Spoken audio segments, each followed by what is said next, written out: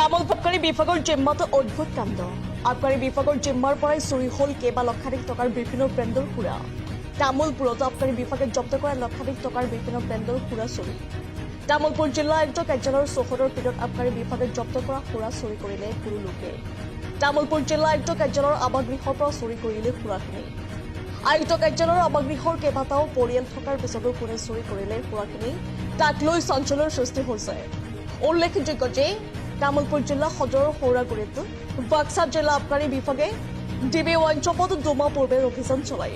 অভিযানত সুৰাৰ বিপণীখনত হলগ্ৰাম নোহোৱা সুৰা বিক্ৰীৰ লগতে ব্যাপক অনিয়ম চলাৰ সন্দেহত বিভিন্ন ব্ৰেণ্ডৰ সুৰা জব্দ কৰি তামোলপুৰ জিলা আয়ুক্ত কাৰ্যালয় চৌহদৰ আৱাসত ৰাখিছিল আবকাৰী বিভাগে।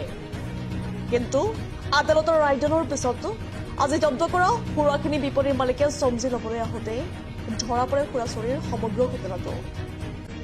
আমাৰ তাৰমানে তামোলপুৰ মটঙা চকৰ ডিবি ৱাইন শ্বপৰ তাতে তোমাৰ এক্সাইজ পাৰ্টি আৰু EIBৰ টিমটো গুৱাহাটীৰ EIBৰ টিম এনে মিলি কিনে তোমাৰ এই আমাৰ দোকানত ডুপ্লিকেট মাল থকা বুলি আমাৰ মালখিনি গোটাই তোমাৰ এই ইনকুৱাৰী কৰাৰ কাৰণে গোটেইখিনি মাল তুলি আনিছি। চুইচ কৰি কিনে দোকানখন তুলি আনি কিনে তোমাৰ DC অফিচৰ কোৱাৰ্টাৰত থলাক।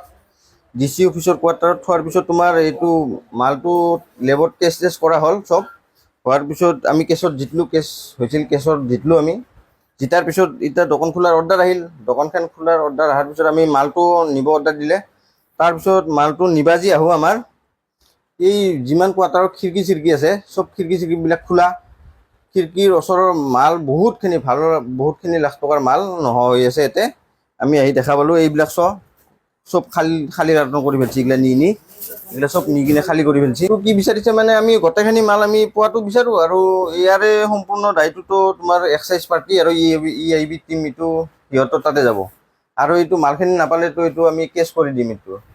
কেছ কৰি দিব লাগিব। এইটো কথা এইটো হ'ব নালাগে। এইটো DC অফিচৰ ভিতৰত থকা কোম্পানীৰ মানে বাউণ্ডাৰীৰ ভিতৰত থকাৰ পিছত এইটো চুৰ হোৱাটো এইটো বহুত বেয়া কথা হৈছে। আৰু আমাক মালখিনি এইটো দিব লাগিব, কিন্তু গোটেইখিনি দিব লাগিব, নহ'লে আমি একদম সাংঘাতিকভাৱে কেছ কৰি দিম। এইটো EIB টিম আৰু তোমাৰ এই এক্সাইজ ডিপাৰ্টমেণ্টৰ ওপৰত কেছ কৰিব লাগিব। এইটো আমাৰ দোকানৰ পৰা আনি কিনে তোমাৰ এই DC অফিচৰ কোৱাৰ্টাৰত থৈছিল।